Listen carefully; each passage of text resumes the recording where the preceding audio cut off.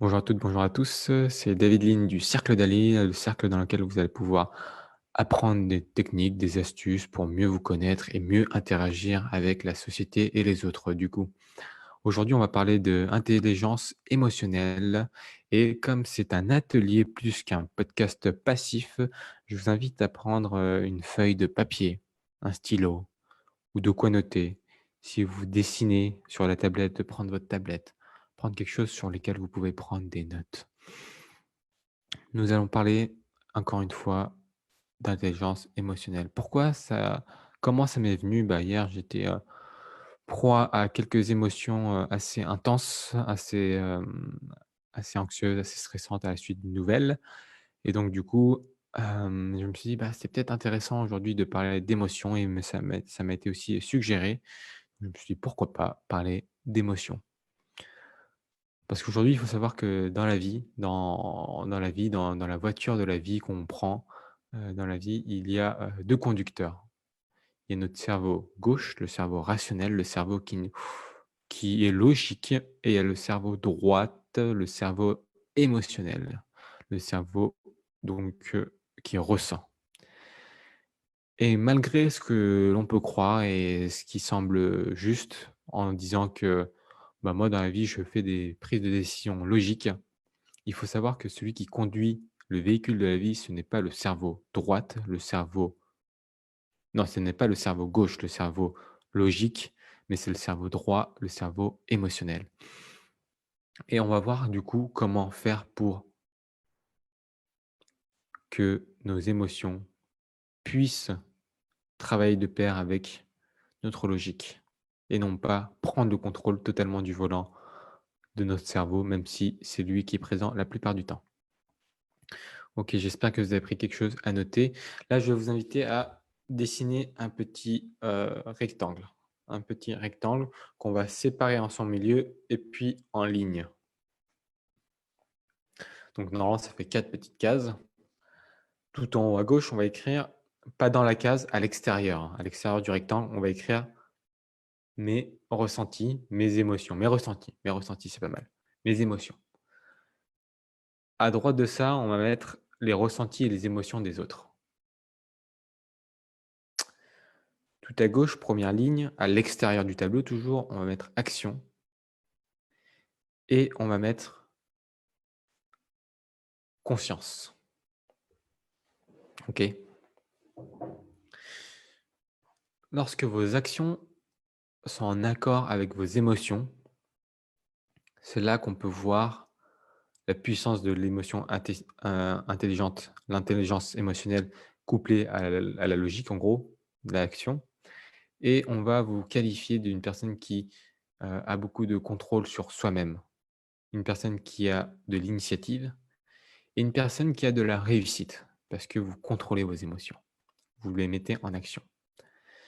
Et maintenant, sur la même ligne, si on regarde les ressentis des autres, les ressentis des autres couplés à l'action, bah, ça va être des personnes souvent qui sont inspirantes.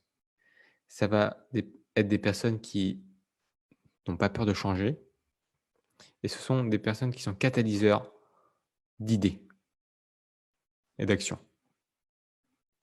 Maintenant, si on prend nos ressentis et qu'on met dans la ligne du dessous avec la conscience, donc quand ça se croise, ligne de l'émotion et de la conscience, bah, tout simplement, c'est, la conscience, de ses propres émotions, OK? Et si c'est une autre personne, les émotions des autres, d'autrui, donc qui ne sont pas les nôtres, qui sont liées à la conscience, bah, ça veut dire que c'est notre capacité à être empathique, c'est notre capacité à être, conscient socialement des émotions des autres. C'est un super pouvoir social, hein. Donc je ne sais pas si c'est clair ce petit rectangle que je vous demande de faire. Et même avant de vous dire comment faire, quelles sont les techniques, on va voir quels sont les bénéfices d'avoir une intelligence émotionnelle. Quels sont les bénéfices? D'un point de vue personnel, qu'est-ce que ça apporte que l'émotion intelligence émotionnelle? L'intelligence émotionnelle, d'un point de vue personnel, ça vous permet d'atteindre vos objectifs. D'accord? Ça vous permet d'avoir et de nouer des relations positives avec vos proches, avec les gens que vous aimez et avec vos futurs contacts que vous allez faire tout au long de votre vie. Ça vous permet aussi d'être enthousiaste sur contrôle et sur demande. Et de l'enthousiasme, c'est comme la peur, c'est contagieux. Donc vous allez attirer à vous des personnes qui sont dans la même énergie. Et enfin, ça permet aussi d'avoir une meilleure santé. D'avoir une meilleure santé. Il y a une personne qui s'est connectée euh, sur Zoom. Je vais voir si c'est quelqu'un que je connais. Ah bah, elle s'est déconnectée, donc j'ai pas pu voir qui c'est. Bon, c'est pas grave. Ok. Donc voilà les bénéfices personnels. Maintenant, je vais parler des bénéfices professionnels de l'émotion, de l'intelligence émotionnelle. Au travail, on sait déjà que le succès, c'est 80 d'intelligence émotionnelle et 20 de QI, de QI pur et dur. 80-20. 80 d'intelligence émotionnelle et 20 de QI. C'est ce que disait Daniel Goleman, qu'on a vu l'un des lives précédents, qui est professeur à Harvard sur la psychologie. Au travail, on sait que les personnes qui ont une forte intelligence émotionnelle ont aussi une forte paye. Il y a eu des études qui ont montré que les personnes qui étaient mesurées avec une forte un fort, parce qu'il y a les tests de QI et il y a aussi les tests de IE. Et le test d'IE, c'est l'intelligence émotionnelle. Les personnes avec une forte IE ont aussi une meilleure paix que les personnes qui ont un IE basse. OK? Les bénéfices aussi de l'intelligence émotionnelle, c'est aussi vis-à-vis des clients. Savoir ce qu'ils ressentent, savoir ce qu'ils veulent. Donc, c'est pouvoir leur donner ce qu'ils veulent le plus. Bonjour Marie, bonjour Brice au fait, bonjour Jacques, bonjour Alexis, bonjour Julie et bonjour Rachida qui sont connectés en live lors de cet enregistrement. Aussi au travail, et ça peut être aussi au personnel d'ailleurs là, l'intelligence émotionnelle, ça permet aussi d'avoir une meilleure capacité à apprendre. Ça permet d'avoir une meilleure productivité. Ça permet aussi d'avoir un meilleur engagement et rétention, des informations qu'il y a, au travail et dans l'apprentissage de façon générale. Et surtout, et la chose la plus importante, ça permet de reprendre contact avec la création, que ça parte de vous, que ça parte de vous. L'innovation, que ça parte de l'intérieur et qu'on arrête de mettre que des informations et que ça va que de sens unilatéral, mais que ça vienne aussi du sens intérieur vers l'extérieur. Donc voilà tous les bénéfices qu'on peut imaginer, sur l'intelligence émotionnelle. Donc, je rappelle pour celles et ceux qui viennent nous rejoindre, c'est un petit atelier, donc je vous invite à prendre de quoi noter. Et d'ailleurs, on va noter 2-3 petites choses sympathiques. Bah, peut-être que je peux même faire mieux que de noter des choses sympathiques, c'est que je peux peut-être les dessiner avec vous. Je vais peut-être les dessiner avec vous, tiens. Donc, je mets ça sur le côté pour pouvoir voir quand même. Hop. Et hop. Alors, on va partager l'écran. Donc, pour le podcast, j'enlèverai cette partie-là. Oui, il est où l'écran? Non. L'écran a disparu. OK, l'écran est là. Top. Alors, je vous invite à faire 4 petits carrés comme ça, 4 petits rectangles. Hop, hop, hop, hop, hop, hop, ou un cercle si vous voulez. Bon, bah là, j'ai 4 concepts, hein, c'est pour ça que j'ai dit 4 rectangles, mais vous pouvez faire un cercle pour faire encore plus simple. OK. Ici, on va mettre, donc dans le premier, on va mettre le pouvoir du cerveau. PC, pouvoir du cerveau. Quand on comprend tout le pouvoir du cerveau, ah, on ne voit pas le partage. Mince. Bon. On va essayer à nouveau de partager. Bim. Est-ce que vous voyez maintenant? Non, vous voyez pas, hein. Il me semble qu'il y a un bug. Oh non, peut-être pas. Non, si, c'est bon. Là, vous devez voir. Est-ce que vous me confirmez que vous voyez l'écran? Bon, finalement, ça va peut-être pas être le premier podcast que j'enregistre. Hé, hé. J'attends d'avoir une confirmation en live de si vous voyez l'écran que je partage. Super. Super, j'ai une confirmation.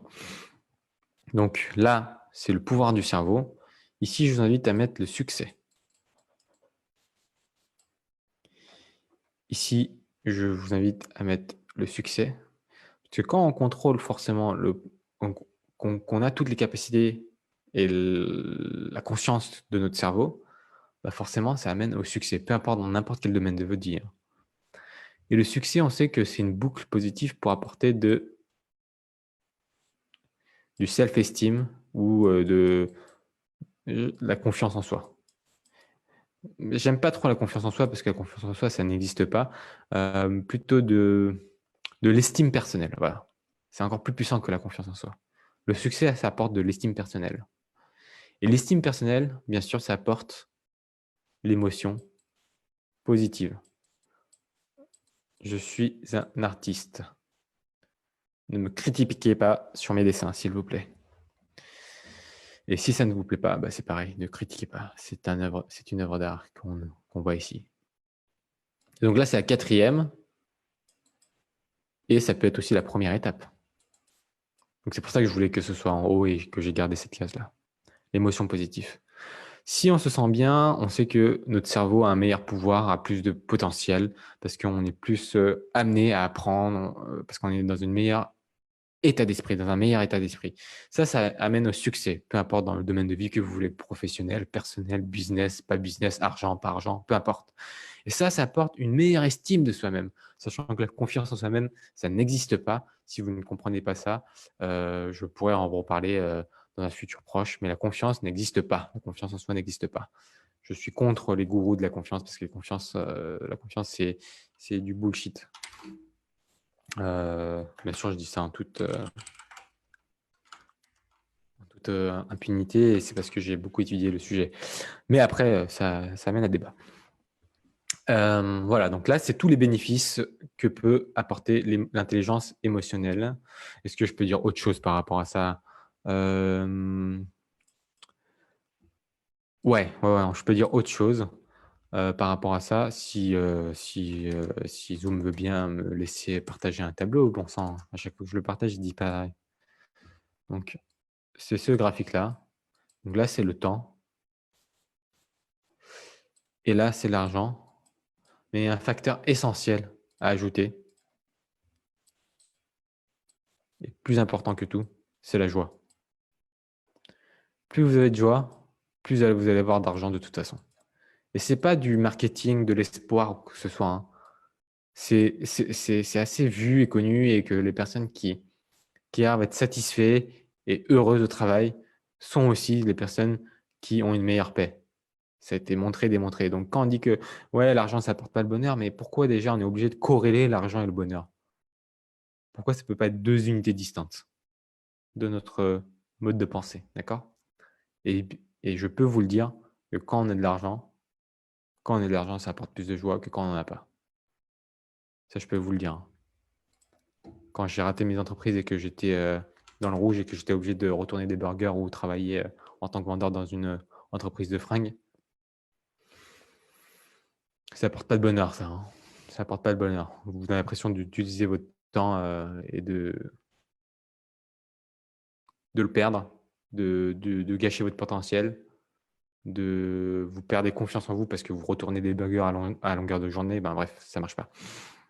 Donc maintenant, on va rentrer dans l'étape suivante, après avoir parlé des résultats, dans l'étape suivante de comment je fais pour être responsable de mes émotions. Responsable, rappelez-vous, hein, c'est pas tant de vous faire culpabiliser, encore une fois, c'est la réponse.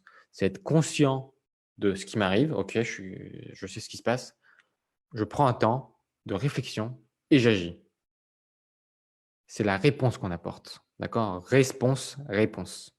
Ça vient de la même étymologie, la réponse. D'être responsable de nos émotions. C'est ça, être intelligent émotionnellement, d'être responsable de nos émotions. Bah, première chose, hein, c'est d'être conscient et consciente de ce qui nous arrive au niveau émotionnel. D'accord? Parce que quand on reçoit une émotion, ça vient pas de nulle part. C'est parce que déjà, ça vient à l'encontre. Il y a quelque chose. Si on prend un iceberg, notre émotion, c'est 20%. C'est 20%, c'est la partie immergée de l'iceberg. Tout le reste là, si ça c'est 20%, tout le reste, c'est la partie immergée de l'iceberg. C'est ça qui crée l'émotion. Il faut aller voir là-dedans. Les habitudes, les croyances, l'éducation. Qu'est-ce qui se passe là-dedans? Qu'est-ce qui se passe? Quelles sont les croyances qui sont profondément ancrées en vous? Quelles sont vos pensées? Quelles sont les actions que vous avez vis-à-vis de ce que vous avez ressenti? Généralement, quand on ressent de la colère, peut-être qu'on va tout simplement dire à quelqu'un des choses mal, parce que c'est comme ça que vous avez l'habitude de faire, mais ce n'est pas une bonne habitude. Plutôt que de la blesser, de dire des choses blessantes et voilà, en fait, si vous dites: «Je suis en colère, je suis en colère, je suis en colère», vous faites cet exercice-là: «Je suis en colère, je suis en colère, je suis en colère». Vous allez voir que la conscience de votre prise en co de l'émotion de colère, bah, déjà, ça va relâcher la colère et bien sûr, quand il y a l'émotion qui vient frapper, se fricter, se mettre en friction avec, nos croyances, qu'on chérit tendrement parce que c'est toujours difficile de sortir de sa zone de confort, bah, il y a forcément, douleur et on sort de la zone de confort. Donc il faut absolument essayer de mettre des mots dessus et d'être conscient. C'est bête, hein, mais après la pluie vient le beau temps. Toujours comprendre que l'émotion qui est négative aujourd'hui ou positive, elle est liée elle est liée au moment présent. Tôt ou tard, ça va passer. Elle est liée au moment présent. Tôt ou tard, ça va passer. Donc c'est ça qu'il faut se dire aussi. Elle est liée au moment présent, elle est temporaire et quand on a conscience que l'émotion est forte, qu'elle vient nous titiller, qu'elle vient nous sortir de cette zone de confort, mais qu'on sait que déjà que c'est juste quelque chose de temporaire, déjà ça va mieux déjà. Il faut aussi se rappeler il faut aussi se rappeler, et très important, que les émotions, souvent, prennent contrôle de votre véhicule de vie et c'est lui qui conduit là.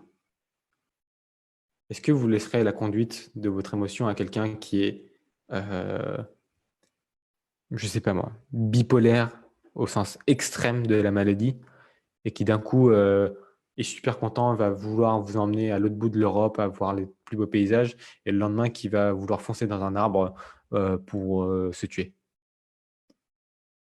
Bon, je pense qu'on a la réponse à cette question et ce que j'ai envie de vous dire, c'est que utilisez vos émotions à bon escient, parce que c'est important pour comprendre et prendre des décisions, mais ne soyez pas utilisés par vos émotions.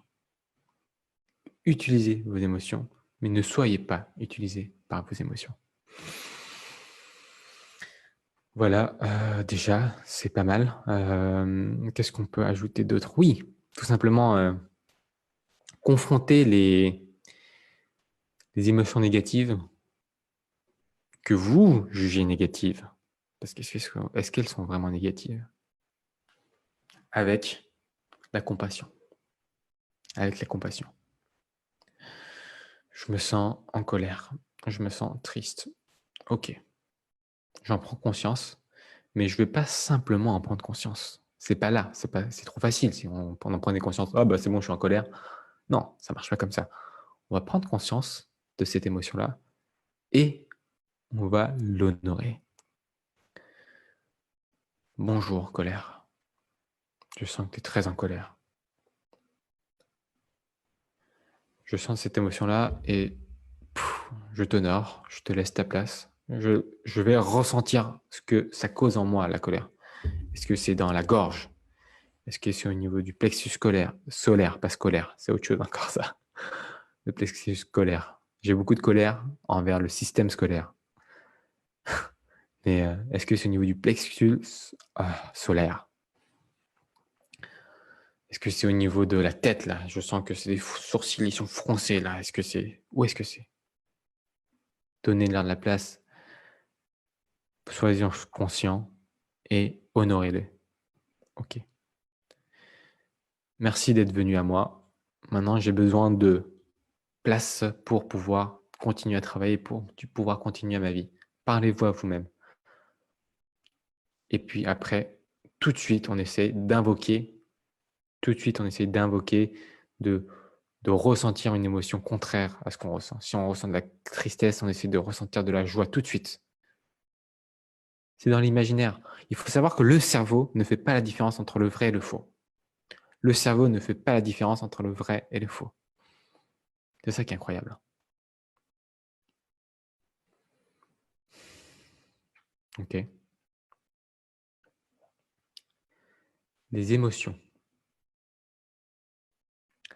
Les émotions nous rappellent que c'est peut-être le temps de changer. Les émotions appellent au changement. Utilisez votre émotion, surtout celle qui est positive, pour construire une nouvelle vision, pour construire une nouvelle version de vous-même. Dans les émotions, même celles que vous qualifiez de négatives, l'émotion de la colère par exemple, il y a ce qu'on appelle le réservoir aussi émotionnel. Il faut savoir que qu'on ressent une émotion négative ou positive, c'est une émotion et c'est un carburant. Est-ce que vous voulez utiliser ce carburant pour être triste, pour être dépressif, pour alimenter vos illusions et les films qui se passent au sein de votre tête? Ou bien est-ce que vous voulez prendre la Jeep? La Jeep, c'est un petit 4x4 américain.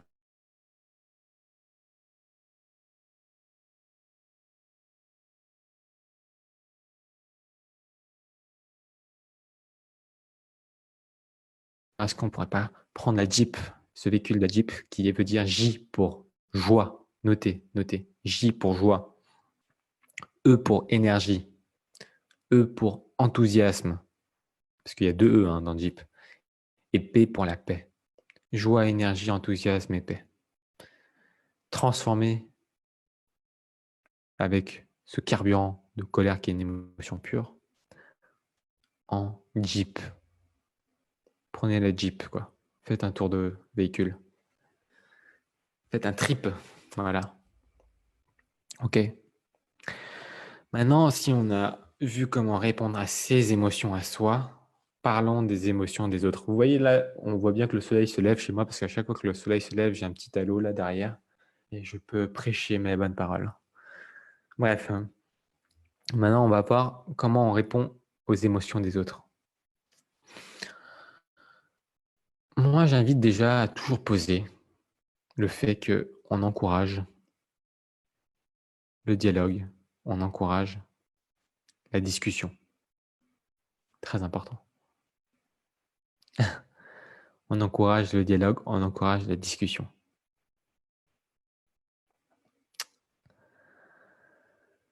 Toujours ne pas oublier l'un des principes de Stephen Covey, chercher aussi, lorsqu'il y a débat, le gagnant-gagnant, le juste milieu. N'oubliez pas ce qu'a dit Dale Carnegie.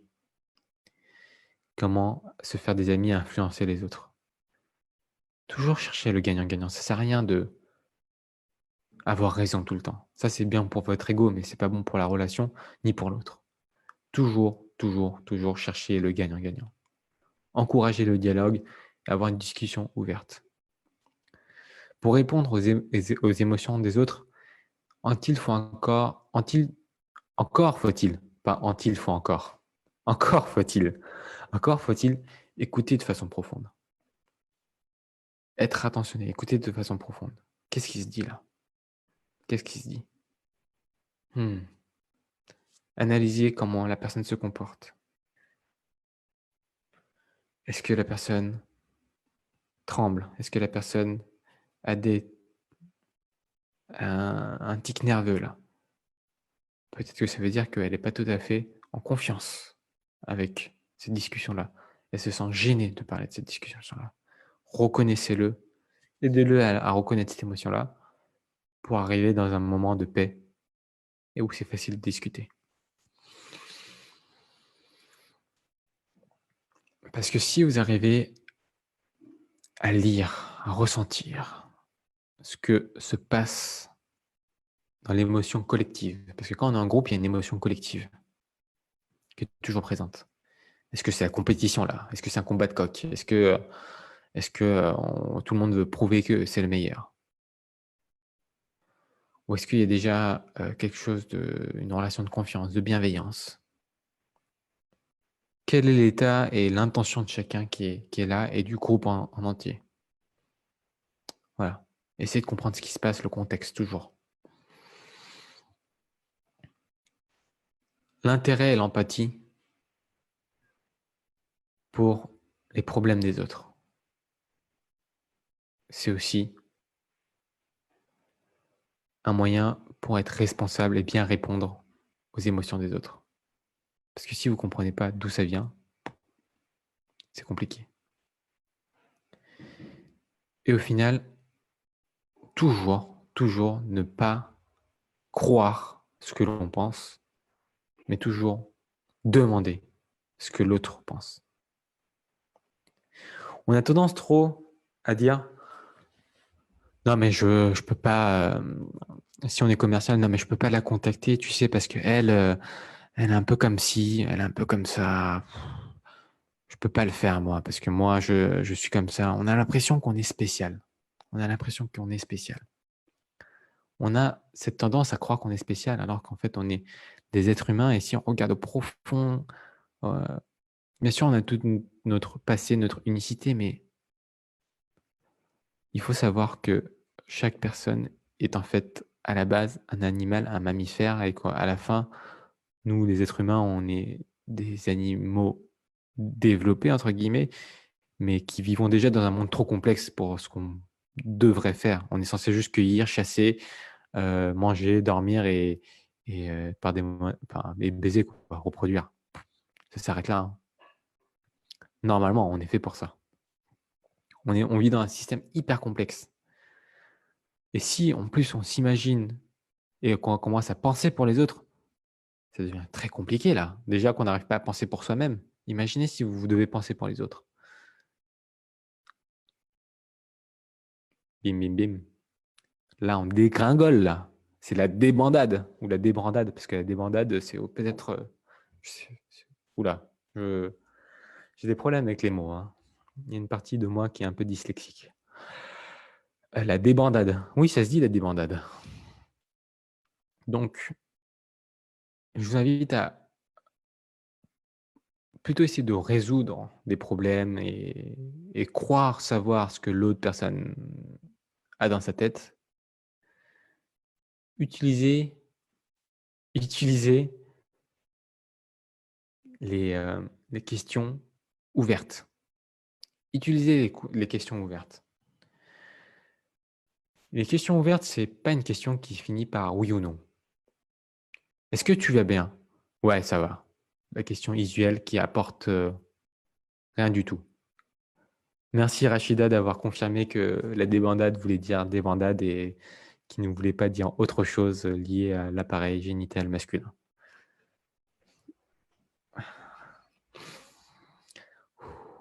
Je dois essayer de respirer pour pas rigoler. C'est quand même sérieux là, on parle d'intelligence émotionnelle. Donc,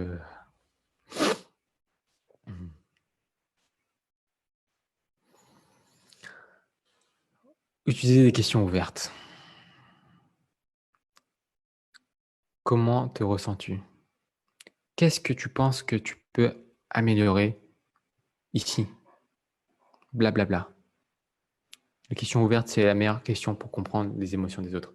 Je fais exprès de prendre beaucoup de temps, ça paraît long, c'est fait exprès. C'est parce qu'on parle de choses simples, mais des choses simples qui souvent sont survolées parce qu'elles sont simples. Et pourtant, si on revient au basique, si on revient au simple, comme je dis, ouais, on arrive à quelque chose de puissant. OK? on arrive à quelque chose de puissant.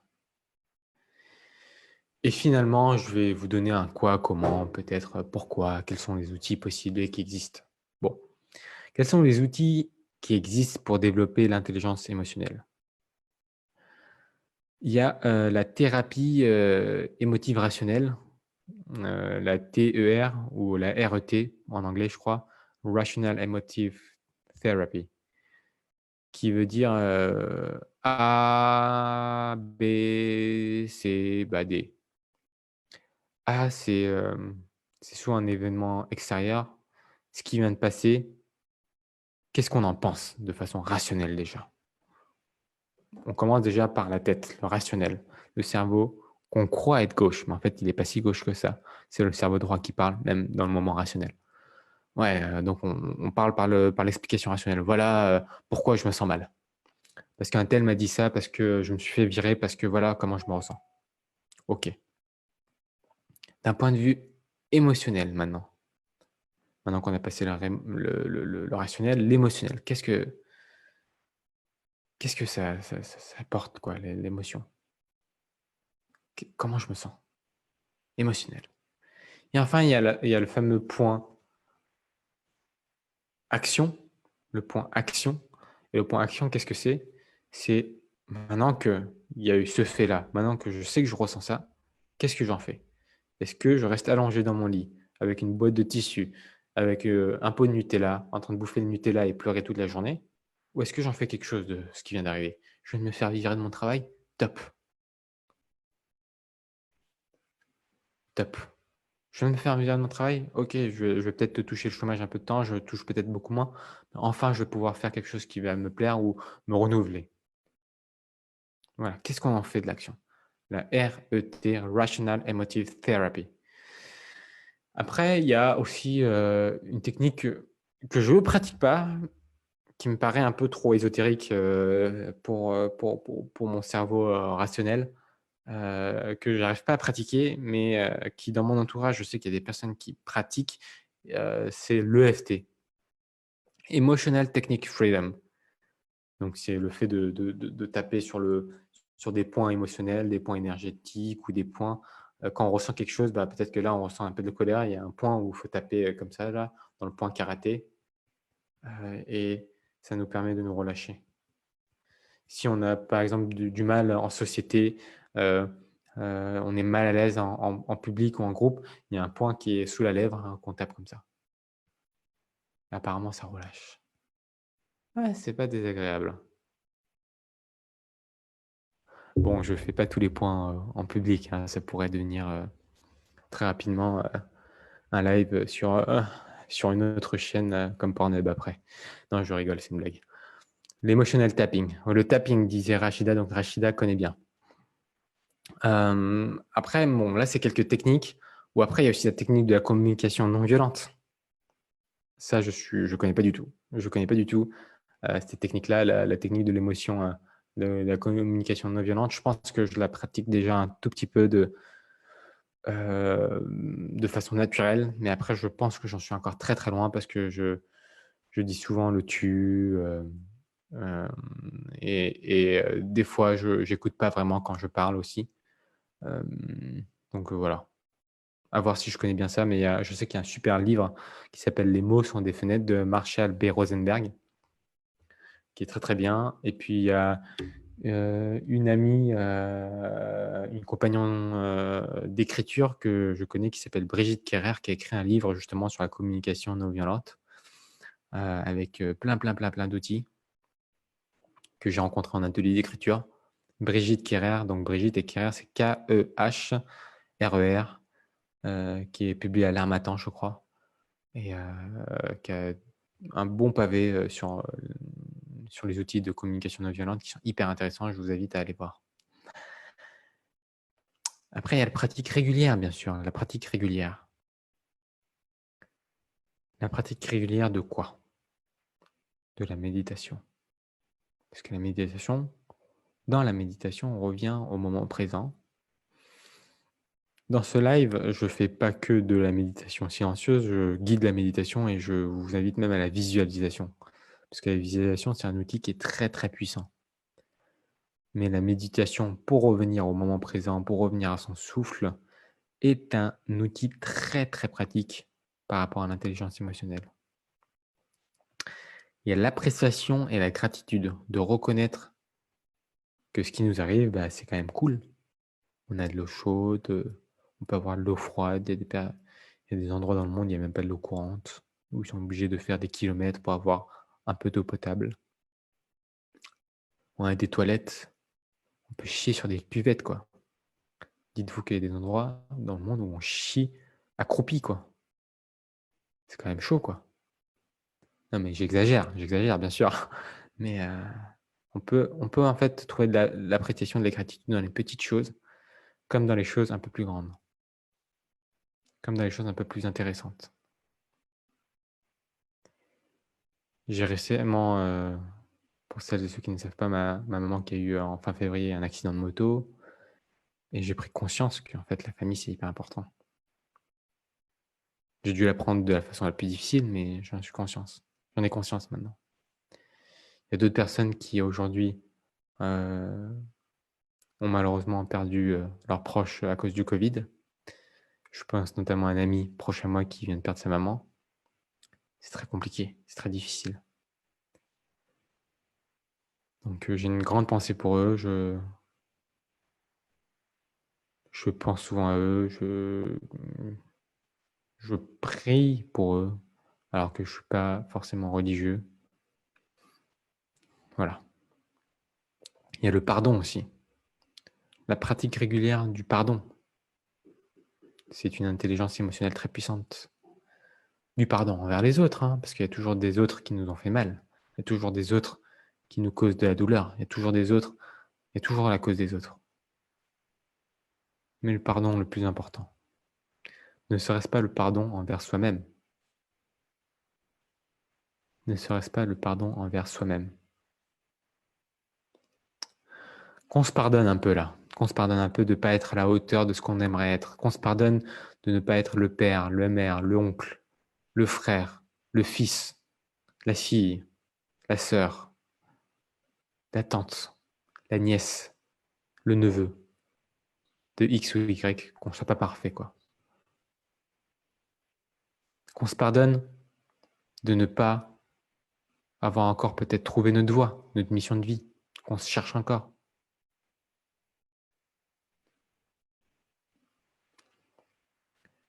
S'il y a une course qu'on n'a pas envie de gagner en premier, c'est la course de la vie. Parce qu'à la fin, c'est la mort. Donc prenez le temps. Pardonnez-vous de ne pas être parfait. Pardonnez-vous de ne pas avoir atteint vos objectifs de vie personnelle, professionnelle. Pardonnez-vous de ne pas être parfait. Pardonnez-vous d'avoir des addictions. Pardonnez-vous d'avoir des vices. Pardonnez-vous de ne pas être là quand des personnes auraient eu besoin de vous et que vous n'étiez pas là. Pardonnez-vous d'avoir été faible, de aussi ne pas avoir su vous imposer quand il aurait fallu vous imposer. Pardonnez-vous d'avoir cédé à la pression des autres, aux mensonges des autres, à la manipulation des autres. Pardonnez-vous de ne pas avoir été fort quand vous avez eu besoin d'avoir été fort ou forte. Pardonnez-vous de ne pas avoir été à votre capacité maximum. Là où vous aurez aimé et aurez eu besoin d'avoir été. Pardonnez-vous de ne pas être la personne que vous imaginiez enfant. Pardonnez-vous de tout ça.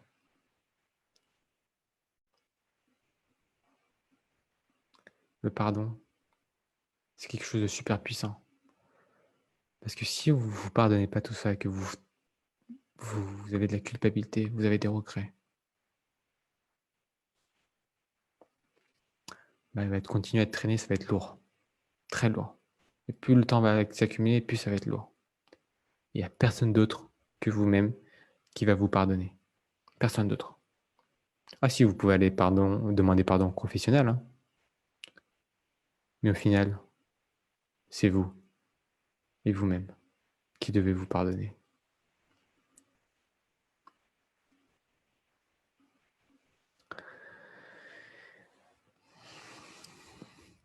Et je pense l'outil d'intelligence émotionnelle le plus puissant. Et je m'arrêterai là-dessus. Je m'arrêterai là-dessus. Parce que nous sommes déjà à 41 minutes de live. Ce sont les 4 accords Toltec. C'est mon premier livre de développement spirituel. J'ai dû le lire peut-être 5, 6, 7 fois. J'ai dû en acheter pour une dizaine de personnes et j'ai dû l'offrir. Avant même qu'il soit traduit en français, je crois. En tout cas, moi, j'avais offert des versions anglaises et aussi des versions françaises depuis, mais c'est mon livre de prédilection. Parce que ce qui est dit dans le livre est incroyablement puissant. Bien sûr que j'ai fait un live que je vous invite à voir, qui dure à peu près une demi-heure, 3 quarts d'heure là-dessus. Mais ce qui est dit dans le livre ne peut pas être résumé en 3 quarts d'heure. Les 4 accords Toltec.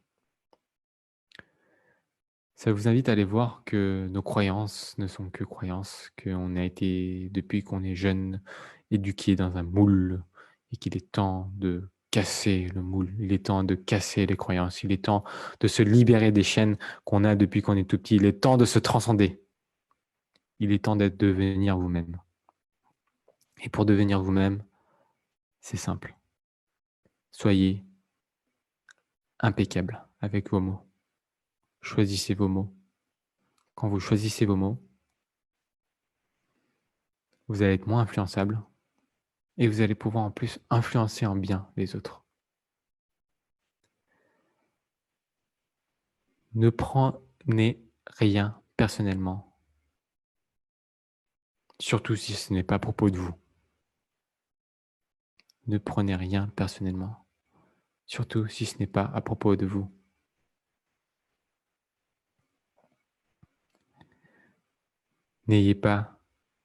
N'assumez rien pour les autres. N'assumez pas que vous savez. N'assumez pas ce que les autres pensent et ne pensez pas à la place des autres.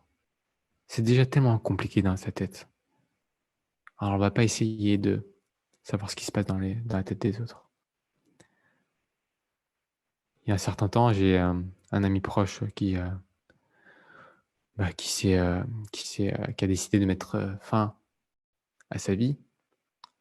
Et pendant un certain temps, on essaie de comprendre, on essaie d'être dans sa tête, on essaie de... Voilà, on peut lui en vouloir, etc. Mais c'est déjà tellement compliqué dans notre propre tête, comment on peut savoir ce que l'autre a ressenti et, et aussi à quel point aussi la personne était dans la souffrance, on ne peut pas. Et à moindre degré dans votre quotidien, il suffit juste de demander, clarifier en posant des questions. Parce que ce qu'on dit est différent de ce qu'on veut. Et ce qu'on veut, généralement, c'est différent de ce qu'on a vraiment besoin, de ce dont on a vraiment besoin. Et ce qu'on entend, c'est souvent différent de ce que la personne a dit. Ce qu'on entend, c'est souvent ce qu'on a envie d'entendre. Et du coup, le téléphone arabe, entre guillemets, désolé pour cette mauvaise expression, je ne l'aime pas parce que c'est connoté, on va dire, avec une catégorie de personnes, mais bon, c'est juste pour l'idée. En fait, on n'a pas besoin de plusieurs personnes pour le faire. Il suffit juste de 2 personnes ou même avec soi-même. Il y a déjà une déformation entre le besoin et ce qui est exprimé. Donc, clarifier, clarifier, clarifier. Et dernier point, faites juste de votre mieux. Ne vous jugez pas. Si à un moment X, vous n'avez pas réussi à sortir d'un moment de procrastination, c'est qu'à ce moment-là, vous devez faire ça, vous avez fait de votre mieux. Ça sert à rien de ressasser le passé. Si avec un ex ou une ex, vous avez pu faire autrement parce qu'un tel, un til, un toile, parce que qu'est-ce ou quoi, ou donc, c'est bien, mais ça sert à quoi de remuer le couteau dans la plaie? Faites juste de vos mieux au présent et dans l'instant. C'est la seule et meilleure réponse possible. Faire de votre mieux dans le moment présent.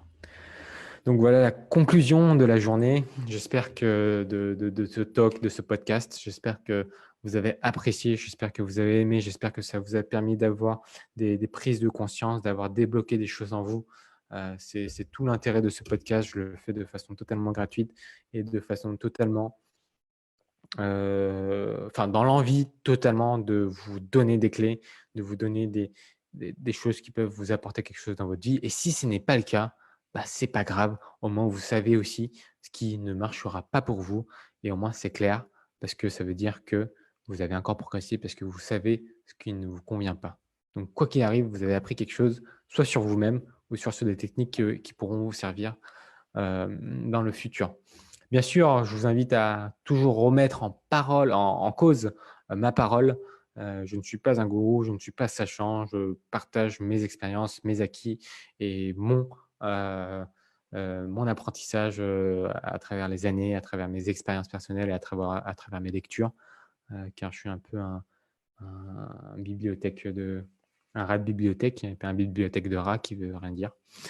Donc voilà pour aujourd'hui. Si vous avez aimé, mettez-moi des cœurs, des pouces, des likes, des solidaires, des câlins avec des cœurs. Ouais, parce que là, les câlins, on en a besoin, quoi. On en a besoin. J'ai partagé un article récemment qui disait que plus on a de câlins, plus mieux c'est. C'est l'amour, quoi, en gros. Ça nous permet de croître en tant qu'être humain. Sur ce, pour celles et ceux qui ne l'ont toujours pas fait, je vous invite à rejoindre www.cercledali.fr, de laisser votre adresse mail pour pouvoir me rejoindre lundi lors de ce dernier webinaire. On sera tout simplement en Zoom, mais pas en live. Donc, si vous voulez venir lundi, je vous invite vraiment à laisser votre adresse mail. Je suis ouvert aussi aux suggestions. J'en ai reçu que quelques-unes. J'aimerais bien en avoir un peu plus.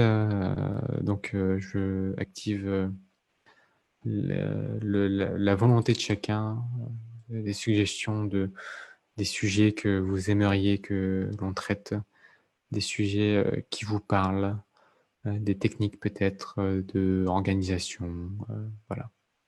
Envoyez-moi un petit mail en ce sens. Surtout, merci à vous pour votre présence. Je ne vous dis pas à demain 7 heures parce qu'en fait, nous sommes toujours connectés. Donc, plutôt, je vais vous dire à tout à l'heure. Tchuss. Salut, c'est Alexis de l'équipe d'Ali. J'espère que tu as aimé la vidéo. Si ça t'a plu, est-ce que je peux te demander de t'abonner et de mettre un pouce bleu? Et si jamais tu veux encore plus de contenu de bonne qualité, abonne-toi à la liste privée du Cercle d'Ali.